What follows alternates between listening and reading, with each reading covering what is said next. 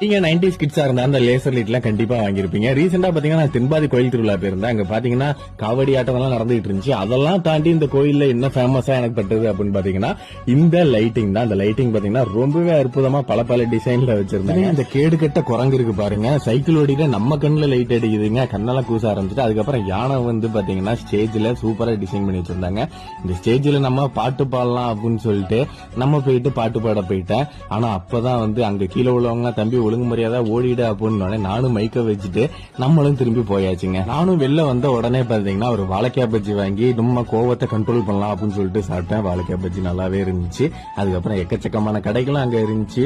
அங்க வந்து பாத்தீங்கன்னா இந்த லேசர் லைட் சின்ன வயசுல நம்ம அடிச்சோம் தெரியுமா, அதெல்லாம் ஞாபகம் வந்துச்சு. அந்த மாட்டு கொம்பை வாங்கி தலையில மாட்டி ஒரு போட்டோவும் எடுத்துக்கிட்டாரு. கோயில வந்து பாத்தீங்கன்னா சவுண்ட் சர்வீஸும் பக்காவா பண்ணிருந்தாங்க. அந்த டிஎஸ் வந்து இந்த லைட் சவுண்ட் சர்வீஸ் ரெண்டுமே பண்ணுது. உங்க கோயில இந்த மாதிரி லைட்டிங் வேணும்னா உங்களை கண்டிப்பா கான்டாக்ட் பண்ணுங்க.